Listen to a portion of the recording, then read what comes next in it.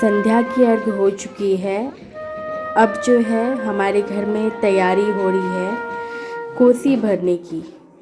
तो चलिए मैं आपको बताती हूँ कि इसकी क्या महानता है और ये क्यों किया जाता है। ऐसा माना जाता है कि जो व्रती व्रत रखते हैं और व्रत रखने के बाद कोसी भरते हैं, कोसी की पूजा करते हैं, तो उन्हें और उनके परिवार को सुख समृद्धि की प्राप्ति होती है।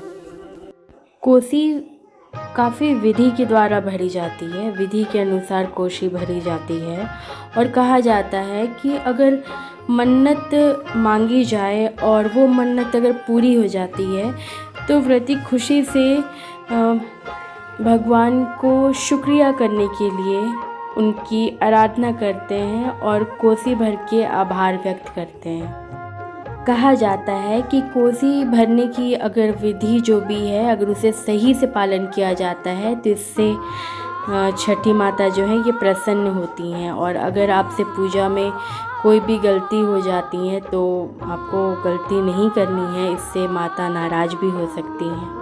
आपको इस बात का हमेशा ध्यान रखना है।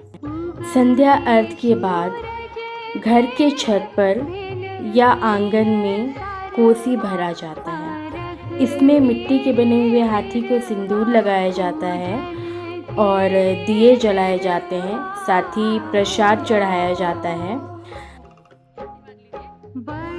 और गन्ने का मंडप बनाया जाता है जिसके नीचे कोसी रखी जाती है। साथ ही एक शुद्ध कपड़े में जो भी फल वगैरह होते हैं वो बांध दिए जाते हैं गन्ने के साथ। महिलाएं जो भी लोकगीत हैं इसके लिए प्रचलित वो गाती हैं और कोसी जब सजाई जाती है, जब गन्ने का मंडप तैयार किया जाता है तो घर के जितने भी जेंट्स रहते हैं वो इसे तैयार करते हैं।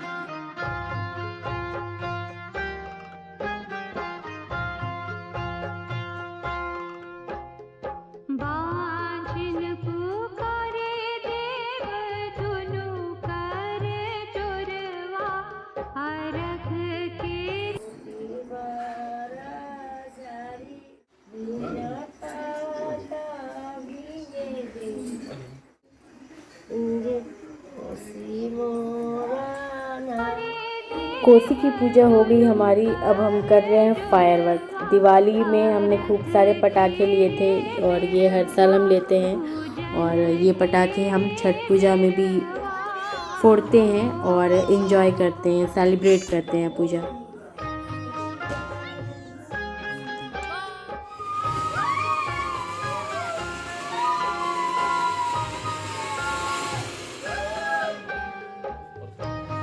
तो बारी बताओ, पटाखा के बारे में कुछ बताओ। ये जो पटाखा है ना बड़ा सस्ता है। और कुछ बताओ। क्या नाम है?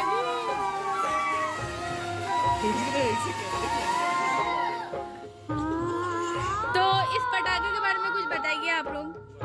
इस पटाखे का नाम है अनार। अनार। और ये इसलिए अनार लिए इसको अनार समझ के खावा जाए क्योंकि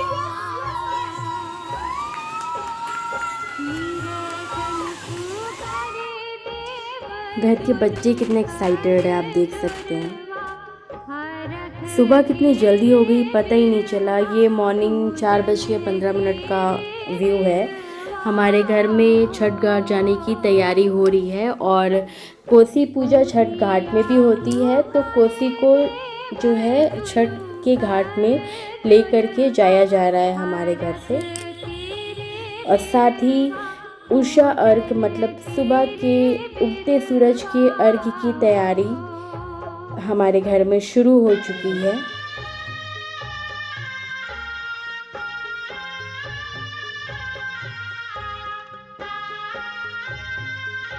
सारे फैमिली मेम्बर साथ में जाते हैं छठ घाट। बच्चे भी काफ़ी एक्साइटेड रहते हैं, छोटे छोटे बच्चे ही क्यों ना हो, मगर वो सुबह से उठ के पूजा करनी है इसलिए वो फटाफट रेडी हो जाते हैं पूजा के नाम से। कहा जाता है कि छठ पूजा महाभारत काल से चली आ रही है। सूर्यपुत्र कर्ण काफ़ी घंटों तक पानी में खड़े रहकर सूर्य भगवान की आराधना करते थे और उनकी आराधना से खुश होकर के सूर्य भगवान ने उन्हें आशीर्वाद दिया और वो एक महान योद्धा बने। तब से भी जो है छठ पूजा काफ़ी प्रचलित है। 4 दिन की पूजा में सबसे आखिरी दिन होती है उषा अर्घ, मतलब कि उगते हुए सूरज की अर्घ, सुबह की अर्घ। छठ पूजा सूर्य देव की पूजा का सबसे शानदार रूप है। हम अपने घर से निकल गए हैं छठ घाट जाने के लिए विद फैमिली। घाट में जाते हुए आप को रास्ते की लाइटिंग्स और सजावट से ही पता चल जाएगा कि लोग कितने एक्साइटेड रहते हैं इस पूजा को लेकर के। और साथ ही जगह जगह पे दूध, फूल और अगरबत्तियाँ डिस्ट्रीब्यूट की जाती हैं। लोग अपनी श्रद्धा के अनुसार पूजा के लिए डिस्ट्रीब्यूट करते हैं, जो अगर आप चाहें तो कलेक्ट कर सकते हैं वहाँ से। साथ ही जो है अब हम घाट में जा रहे हैं जहाँ पे हमने संध्या अर्घ दी थी, वहीं हम जा रहे हैं मॉर्निंग के अर्घ के लिए। सुबह 4:45 का समय है, मगर लोगों की भीड़ फिर से दिख रही है जो हमें दिखी थी संध्या अर्घ में। मतलब कि ठंड शुरू हो चुकी है और ठंड के शुरुआती में भी पूजा को लेकर के लोग इतने एक्साइटेड हैं कि वो इस अच्छे से प्यारे से मोमेंट को मिस नहीं करना चाहते हैं। घाट में भी कोसी की पूजा की हमने, उसके बाद जो हाथी जो होते हैं मिट्टी के बने हुए, उसे विसर्जन कर दिया जाता है तालाब में ही, और गन्ने को पानी में खड़ा कर दिया जाता है अर्घ देने के लिए। कुछ कथाओं में पांडवों की पत्नी द्रौपदी का भी छठ पूजा करने का उल्लेख है। द्रौपदी अपने परिवार के सम्मान और सुख शांति के लिए उन्होंने भी छठ का व्रत किया था। छठ पूजा साल में 2 बार मनाई जाती है। पहले चैती छठ और दूसरी बार कार्तिक के महीने में कार्तिक छठ पूजा होती है।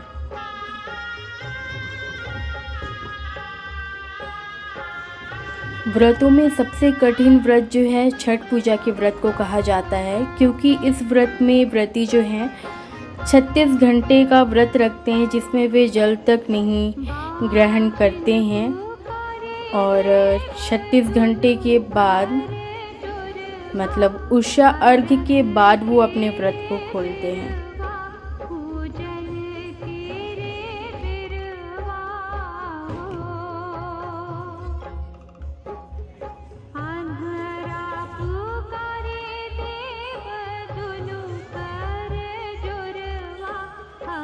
मुहूर्त का समय होने को चला है और जितने भी व्रती हैं वो जल में खड़े होकर के, तालाब में खड़े होकर के सूर्य जी के उगने की प्रतीक्षा कर रहे हैं।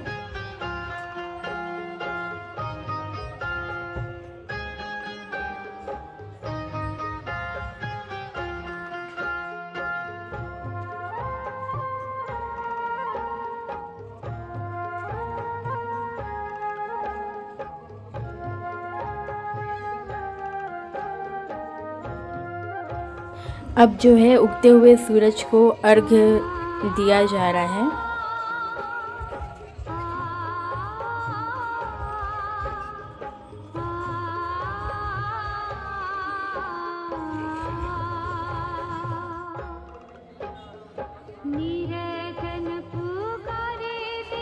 जो भी प्रसाद में चढ़ाया जाता है, फल और सब्जियां, उसे प्रत्येक सूप में सजाया जाता है और दौरा में भी सजाया जाता है, जिससे प्रत्येक सूप और दौरा में जो भी प्रसाद चढ़ाने के लिए, भगवान जी को अर्पण करने के लिए जो भी तैयारियां की जाती है, उन सभी को सूर्यदेव को अर्पण किया जाता है, सूर्यदेव को अर्घ्य दिया जाता है।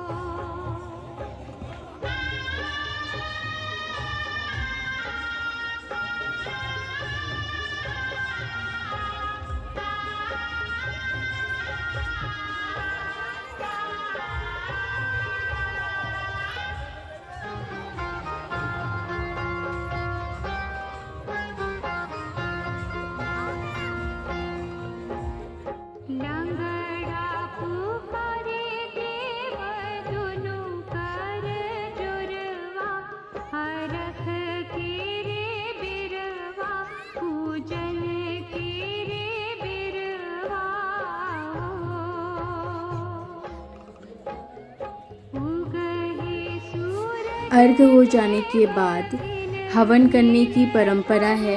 जितने भी फैमिली मेम्बर्स होते हैं, जो भी घर के लोग होते हैं, वे सभी हवन करते हैं। वहीं पे घाट में ही हवन की व्यवस्था की जाती है। और हवन जो है ये इस महापर्व का अंतिम रूप है। हवन करके पूजा की समाप्ति की जाती है और भगवान से जो भी मनोकामना होती है अपनी, वो मांगी जाती हैं। और इसके बाद शुरू होता है प्रसाद वितरण, जिसकी प्रतीक्षा सभी करते हैं। और प्रसाद जो है सभी को बांटा जाता है और तिलक लगाया जाता है। सुहागिन स्त्रियों को नाक से लेकर के मांग तक सिंदूर लगाया जाता है और जो भी बच्चे और पुरुष रहते हैं उन्हें तिलक लगाया जाता है सिंदूर से, जो कि प्रतीक है हमारे छठ पूजा की।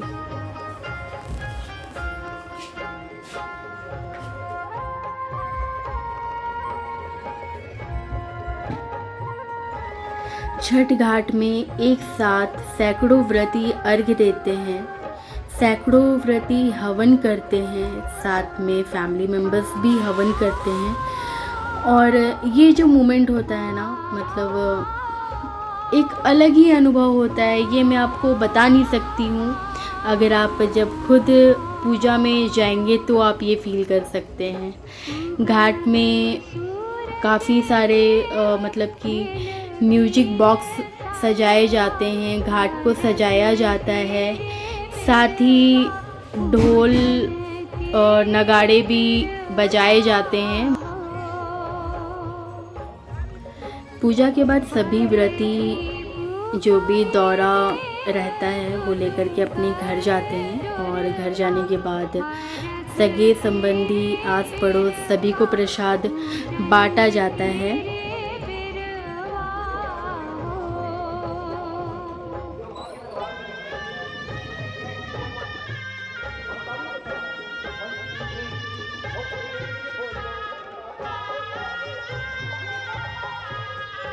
जगह जगह पे चाय भी डिस्ट्रीब्यूट किया जा रहा है ताकि जो भी व्रती हैं, जो अपने व्रत को खोलेंगे 36 घंटे के व्रत को, उन्हें चाय मिल सके। और हमारी मॉर्निंग की चाय भी यहीं पे हुई। ये भी एक अलग ही अनुभव था।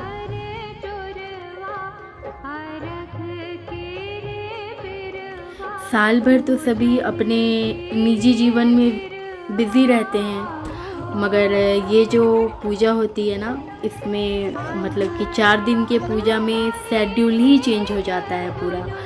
और इसी वजह से काफ़ी अच्छा फील होता है। इस पूजा के बाद सभी अपने रेगुलर लाइफ में रिटर्न हो जाएंगे। मेरा जन्म एक पंजाबी फैमिली में हुआ है और मेरी जो शादी हुई है, मेरे हस्बैंड है राजपूत। तो शादी होकर के मैं एक बिहारी फैमिली में आई हूँ और हमारी लव मैरिज है। इसके बारे में मैं आपको किसी और ब्लॉग में बताऊँगी। तो मैंने अपने जीवन में छठ पूजा देखा है काफ़ी बार, मगर दूर से देखा है। और ये मेरे शादी के बाद दूसरी बार जो है छठ पूजा हमारे ससुराल में हो रही है। तो पिछले 2 सालों से मैं अब जो देख रही हूँ सारे नियम कैसे होते हैं, किस तरह से होते हैं, कि मैं बिल्कुल पास से देख रही हूँ, मैं एक एक चीज़ अनुभव कर रही हूँ। तो मेरे लिए ये काफ़ी अच्छा अनुभव है और मैं काफ़ी अपने आप को भाग्यशाली मानती हूँ कि मुझे मौका मिल। ये प्रसाद आप सब मैया की जय, छठी मैया की जय, छठी मैया की जय।